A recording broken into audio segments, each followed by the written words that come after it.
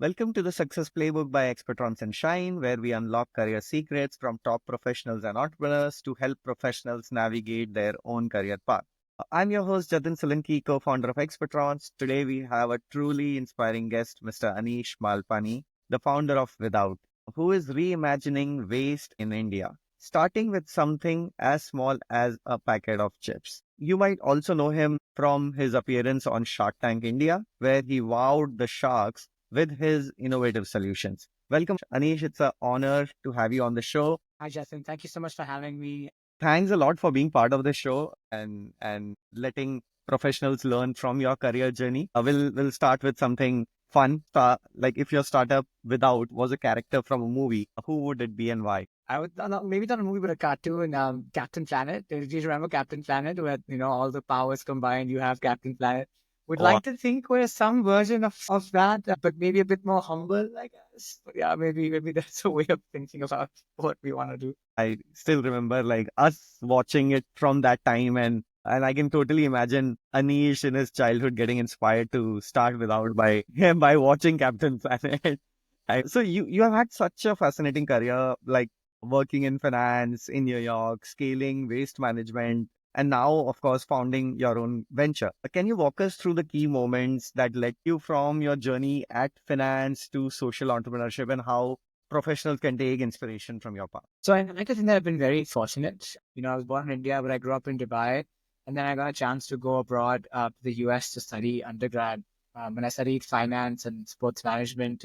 And when I studied finance, I pretty much joined the rat race. And I remember my dream was to move to New York, and I did make that happen through my company in 2000 when I was 25. I thought this was it. This is it. I'm in New York, greatest city in the world. They've applied for my green card, have an H-1B, amazing. But I think I realized that I was like a couple of years into New York, I realized I was very depressed because I wasn't doing anything meaningful with my life. I was searching for purpose. And yeah, so I think that's what. So while I was just kind of following the path that everybody sets for us, that you get a job, education, for a job, then get married, move to the suburbs. But then I realized that maybe there's more to life than that. So that was a really pivotal point for me. And then yeah, I got a chance to reflect on what really matters. After which I quit to eventually come back to India to start the work that I'm doing here. But I also spent some time in Guatemala and in Kenya before I came to India. That's a solid advice, and I mean, of course, professionals can learn from that to kind of finding your calling and kind of not being satisfied with what you have and not following the traditional path. Of course, you have worked across continents, across industry, US, India, Guatemala. Like, what's the one skill professionals need to stand out? So I think there are a couple of things, right? It's always good to have one core skill. It should not be just a hard skill. It needs to be some sort of cognitive skill as well. Like I think, what I was lucky to have was finance, right? I studied finance. I worked in corporate finance, and it was not just traditional finance. It was also operational finance. So got a really interesting education on finance and how to use finance to make better decisions. And then this became my ticket to different parts of the world where I was like, okay, I'm in Guatemala, I'm working with entrepreneurs, I have something to offer as a skill where I can help you build your model, I can help you look at your finances. That became the ticket. But I think times are changing where you really need to be adaptable. A lot of information with the rental AI, you need to be able to learn things quickly and be very resourceful, right? And I think you realize that I think one thing that's important for me to realize is that you need to know what good is. You need to know what a good financial model is. You need to know what a good answer is, because if ChatGPT just gives you an answer, how do you know if it's good or bad, right? Like, how do you measure that, right? I think the current generation is going to fall into that. You need to have the brains to process that. Yeah, I think because the current generation is going to fall into the trap that ठीक है ChatGPT ने बताया तो अच्छा ही होगा, right? Like, so I think you have to be careful. And you also know that all these generative AI models also lie unintentionally sometimes. So knowing what good is, and how to use resources is such an underrated skill. Something which everyone should of course keep in mind. The technology will only serve as a layer, and over and above, of course, there are things you'll need to apply on it. And very interesting point about a core skill which anyone and everyone should start with. So just like taking few steps backwards and you talking to your 20-year-old self, what would be something which you would tell your 20-year-old self? All the hard work to kind of course get your first job, to start your career, things like those. So what kind of advice from you to your 20-year-old self would have helped? And that's something which others on this podcast are also wanting to know. Yeah. I would say that read more, party less to my 20-year-old self. I felt like I went through a gap in my, like, I think around 18 to 24, I think 6 years, where I didn't read anything. I just was too busy at work or partying or not, kind of, oh, nobody has time for books. I think I missed out on a lot of really important information in those 6 years. So I wish I had read more and partied less. That's interesting. And how were your early days, like finding your first opportunity right from campus? I mean, right, but I was very lucky to have very supportive parents, and they allowed me to go to the US to study sports management because sports was my passion. But then I quickly realized when I started studying sports management, people could see training stuff. Like, I'm not really learning any like hardcore skills. And the university I was in had a really good business school, like a top 10 business school, and all the cool kids were going there. So I joined the business school. And the beauty of the American education is you can do like multiple degrees. So when I went to the business school, then they really helped with recruiting, right? They have really good recruiting modules and professors and systems that help you. So I think that was really helpful to get jobs. Like, I'm on the other side now, right? Like, we hire and we try to make decisions. But yeah, I think, it's not a fun thing, but everybody has to do it. And your work at Without is all about creating impact, solving social challenges for professionals interested in social entrepreneurship who are about to take their first step and they want to build something which is purpose driven. How important is upskilling, and like what should they take care of? So I think social entrepreneurship is the future, right? It's inevitable. Every enterprise that will be formed will have some sort of social environmental impact tied to it. You're already seeing this with big companies. Everybody, even Apple releases a phone, has a whole section of environmental sustainability, right? In the end, in social entrepreneurship, you still need people who can do finance and operations, programming, and data analysis, right? It's still like any other enterprise. It just has the goal is not to maximize profit. The goal is to solve social environmental problems and use profit as a tool to make that happen, right? So it's not a primary measure of success. I feel like social entrepreneurship is constantly evolving. The traditional nonprofit models are like more and more, even traditional nonprofits are thinking about how to be financially viable. And any new impact organizations try to focus very much on independence, and not relying on charity and sympathy, because charity and sympathy is very hard to scale. And climate tech you're seeing is a kind of social entrepreneurship. I think it's only going to get more and more um, centered on impact. Right now, it's still like impact is on the side, but I think it's going to get more and more centered on solving real problems as we get to know. You know, most people reach a point where they're like, "Arey, kuch acha kaam karna hai." You want to be proud of the work you do as much as you want to work. Some people just want to work a 9 to 5 job, but even if you work a 9 to 5 job, it would be nice if it's doing something that's actually making a difference. I think we'll move to a world where it's not like if you work in impact, you can't make money. I think that's going to become less and less of a thing. This completely makes sense. And that I'm sure that happens to a lot of people who are, say, in their professional journey and now wanting to kind of do something meaningful. And like, how would you kind of guide them? What should they look at upskilling, or like, First of all, I think it's a different world, right? It's a different world from a typical startup, Silicon Valley, Bangalore-based startup, where the goal is to 3, 5 years, either get acquired, exit, make a lot of money, and sit on a beach, right? So I think most genuine social entrepreneurs are not trying to do that. It's a long-term game. If you genuinely want to get into social entrepreneurship, remember this is a long-term game, not a short-term game. Hopefully, you're doing this to solve real problems and not make money. That's not the main reason you're doing this. yeah. Our advice is to not rush into just starting something on your own. Find a cause you care about. Join other social entrepreneurs who are doing similar work, and be like, listen, what does it take to make change happen? How does this work? And then when you feel ready, then you can get involved. Because I feel like, entrepreneurship is like very falsely, I mean, I don't have to tell you this, but it's very falsely like glorified. Be like, and, make sure you look at entrepreneurship holistically, look at both sides of things. In fact, I think you should be prepared to go through the worst. One thing different about the social entrepreneurship space is that it's more collaborative. It needs to be more collaborative, right? Like, it's not like, oh, I want to solve the problem. So being more collaborative, less competitive, Sure. in some sense, is really important. Yes, it is a long term game to kind of be part of any mission like that. And I mean, as they say, like most overnight success are 10 years long. But of course, to our listeners, not to be just glorified by by a few stories or by a few few things you see in media and then kind of get started. It needs to really come from within, and you need to be really committed to kind of do it long term. Uh, so now, of course, we have to talk about Shark Tank India. How was your experience pitching on the show, and what advice do you have for anyone who is inspired by the show and want to become an entrepreneur or want to come on the show? So I think it's a very interesting experience, right? As an entrepreneur, you can't buy these experiences very easily, right? So they're very unique.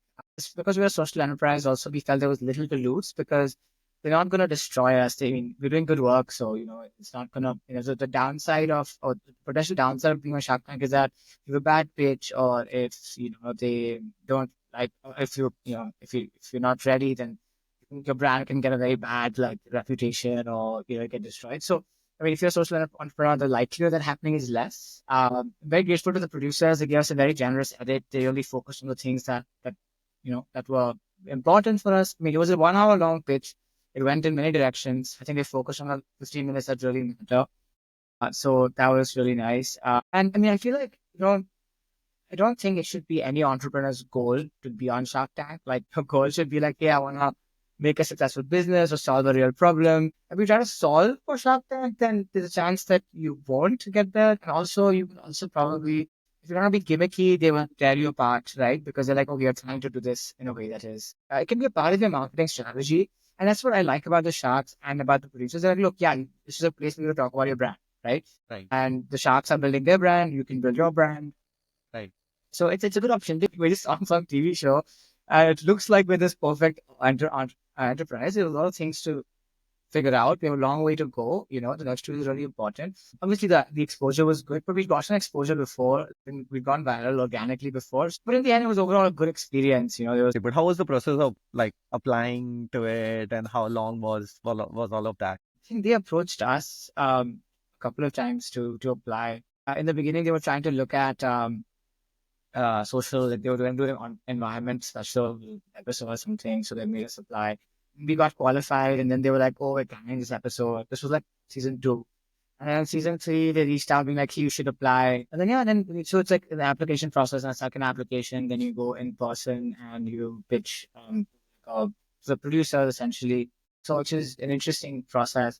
And then they look for everything. They look for not only the story, they look for a TV, like how TV friendly you are, your personal story, your company story. Is there enough masala? Is there enough message? It doesn't have to be masala. It can be a message also, right? And the producers are great. I have to give them credit because they know that if they just sent entrepreneurs to get destroyed by the sharks, then nobody would apply.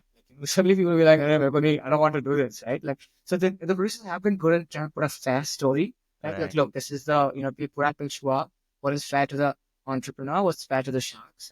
Even after you give the in-person interview, sometimes you're just constantly waiting for a call and you never really hear back. If you don't make it, also you don't hear back. And then we got a call like a week before, being like, oh, please come next week. And then after they record you, there's no guarantee you get on air. I think 80%, 80% of 60 to 80% of the pitches go on air or something like that. So they do can you after record. So there's no guarantee. Like, till the day you usually find out like 2 days It's before like that you're airing. the advantage.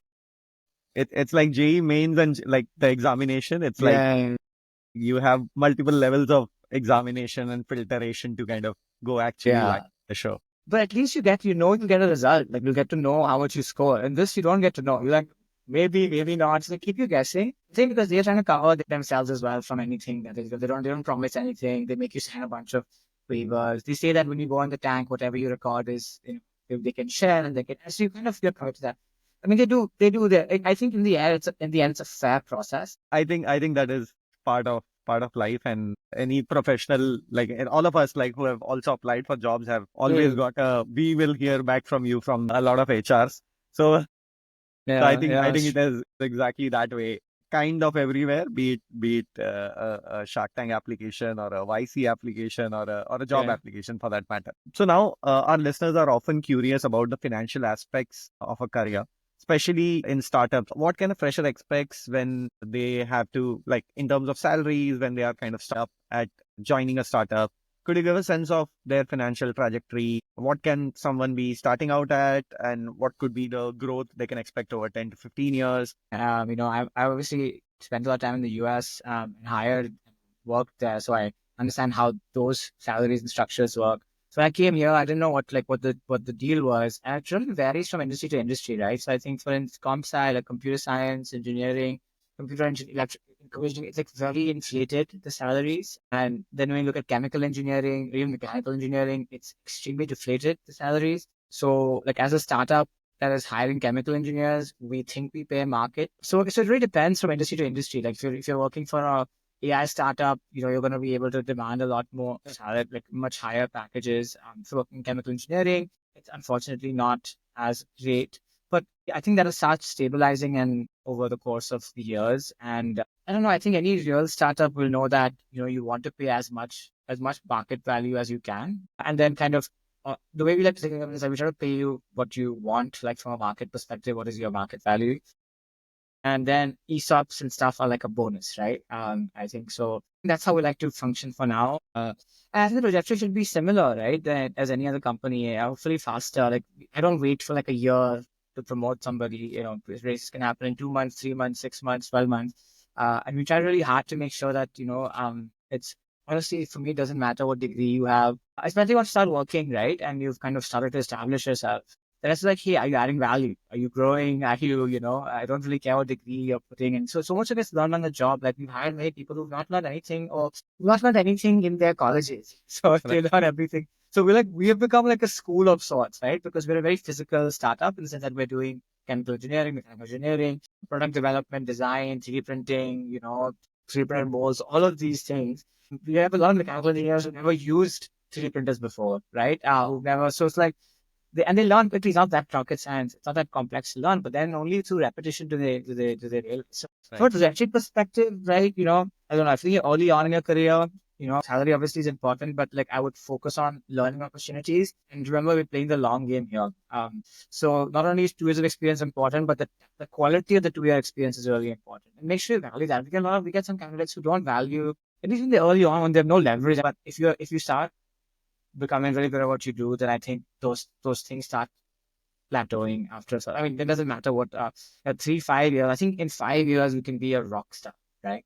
I think that's not a long period of time. I think you can get For anyone like starting or wanting to work in startups, ESOPs becomes a really critical aspect of it. And as you said, it is a long-term game. So for them to build wealth, for them to build learning, for them to kind of grow, there's lots more opportunity. As you said, you don't look at a yearly appraisal cycle, but like anyone who is kind of like working hard gets rewarded, and good work really get rewarded at a startup. So Anish, we often talk about how professionals should not just like focus on their academic credentials, but also upskill constantly. And I mean, in today's job market, in today's market, it is of course more important because technology is evolving from time to time. So what do you think are some skills, qualities which someone should like kind of be upskilling from time to time, especially in the social entrepreneurship area? So I think it really depends, right? Like the way when I talk to our colleagues at work,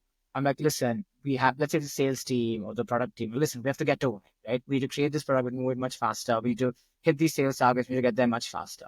Now, don't just take a sales course for the sake of taking a sales course. Be like, hey, I need to get to this goal. What resources do I have in my that I my hand that I can get? I can do a course. I can read a book about it. Right.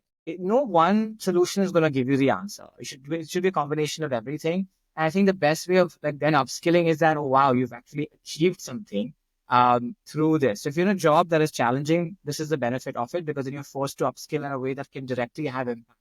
Now, if you're recruiting and you don't have a job, then the way to upskill I would do is like yeah, obviously take courses. Make sure they're very project based. Like make sure you have like something to show at the end of it, right? I feel like that's really impressive to me when somebody comes like, hey, look, we made this dashboard for you, right? For your company, we scraped some data and we were like, this is how you can look at and then just then it's like I don't even care about degrees. Like, okay, itna kar diya hai, and it's so easy to shine these days because I feel like it's a very interesting dynamic with employers and employees, right? Hiring people and um potential hires are applying to hundreds of jobs, right? And they're like, I never hear back from anybody. nobody says yes, no to me. So they have no motivation to apply properly. They just drop their resume. They won't even change the company name on the on the cover letter. Because they're like, how many 100 jobs में apply किए, कोई हमें response नहीं दे. And then hiring people are like, we get all these resumes, we get these cover letters without the right company name on it. Nobody is nobody is applying uh, properly, right? So you're caught in the middle. So unfortunately, the employer has power and leverage. As somebody is looking for a job, make sure that you do less number of applications, but more deeply, right? Like I said, that you should do at least 30 high quality applications to get one offer. It doesn't mean 30 resume drops or 30 LinkedIn connects or 30 LinkedIn applies, right? This is 30 like really like filling out the application, trying to reach out to the people that work there. And then nobody's going to do that. Trust me, I get so many resumes and messages, and I'm just like, wow, if you just take a little bit of effort, you would stand out, right? Even at like Expertrons, we do focus on lifelong learning. We have association with the ICT Academy, IIT Guwahati, for professionals to of course jumpstart their career. That's really important to kind of have things not only like being like not only learn things but also kind of do some projects and showcase it to employers and do quality applies. So all of this is very, very nicely put and very great insights for all our listeners. So Anish, now it's time for some fun with our rapid fire round. I'll ask you some quick fun questions, and you have to answer the first thing that comes to your mind. Will of course be keeping this section really like fast, peppy, and quick. So I hope you're ready for rapid fire. If you weren't an entrepreneur, what would you be doing? I would be writing a lot or working for Arsenal Football Club. The one book every entrepreneur should read. Anti-Fragile by Nassim Taleb. Most unexpected thing that happened on Shark Tank. We were the last pitch on the last day of the last shoot. Like this is the last pitch of the season. So I think everybody, including the team, the staff, everybody was fried. Everyone was ready to peace out. It was like a Saturday night at like 6 p.m. So even the Sharks were like, yeah, we need to peace out. So Your go-to productivity hack. blocking my mornings, like 7 or 8 to 8 to 1, like 8 to 2, like nothing, no meetings, no Most rewarding part of your job. impact, the change we get to make and get to see on a daily basis. And also the complexity of the problem we're trying to solve, which is very engaging. Sometimes you don't celebrate enough, which is, I think, a complaint that my team has. Your favorite city for doing business. I mean, I'm biased towards Pune. I moved to Pune because the chances of us to be successful here as Ocean was the highest when it comes to manufacturing, educational institutions, quality of life, cost. Describe your startup journey in one word. And Anish, what's next for social entrepreneurship? Would love to kind of know more about your mission at Without, and what trends should anyone wanting to kind of work in the social entrepreneurship space either join, start in. What trends should they be on the lookout for? I think so. As I said earlier, social entrepreneurship is the future. There's an excellent book by Kate Raworth called The Donut Economics, and it talks about how you need to look at different measures of success, not just GDP, not just profit maximization, but looking at environment, social inclusion. So it's called the stakeholder-centric model. So I think it's something that people should get familiar with. I think it's going to be stakeholder-centric means that not only your shareholders or your suppliers, your employees, the people you're impacting directly, indirectly, the environment, all of that matters. And so how do you look at things holistically and in balance? So I think that's the trend in social entrepreneurship. I think it's going towards I think this is inevitable, but while capitalism has been excellent in allowing us to reach where we have and what to see what we've been able to, this call we're having is largely because of capitalism, right? I think it's also time for capitalism to evolve into something more than just being about making money. Can be about maximizing human well-being and planet well-being. So how do you evolve capitalism? So you take the best parts of it, right? I'm not an anti-capitalistic person who destroys capitalism. Then how do you take the best parts of it and evolve it into being more than just about can profit be one of the measures of success? See, I think it's sensible. It'll eventually happen. And I think AI and everything play a big role, but somebody still has to make it happen. And I think it should have long-term business benefits as well, because then you'll have higher employee well-being, lower attrition, longer, more fundamentals being sound. But we are focused on the long term, right? You're not focused on the short term. I think the biggest issue with going public and short capitalism is a short-term focus. Like every quarter, you have to show revenue growth. It's I think at any cost, and I think and the mob is, I think the stock market is a mob-like thing, right? It's fickle sometimes. So how do you, really focus on that long-term sustained growth and not focus on the short-term peaks and valleys as much? It's been a real pleasure having you on the show. Before we wrap up, what's the one piece of advice you would give to anyone who is looking to impact the world, like how you are doing with? I think one thing I've learned is that delayed gratification is actually arrives, right? So you have a lot of people like, oh, delayed gratification, focus on the long run. But what people don't tell you is that when you delay gratification, it eventually arrives. And when it arrives, it's beautiful. It's like it's non-induced by drugs or short-term, like whatever. It's like it's actually you feel good about yourself. But it takes time, right? So I think I think it's very important to be like, how do you take calculated risks that focus on long-term gratification and commit to that, right? And be patient because it's not going to happen overnight. But when it does arrive, it's more beautiful, it's more fruitful, and it's more sustained over the long run. So I don't know, how do you calculate risks focus on long-term gratification is that is the question I would ask myself. Thanks for sharing your incredible journey and your insights with us today. To our listeners, don't forget to kind of subscribe to our channel and kind of tune into our next show as well and share it with more friends of yours looking to building a successful career.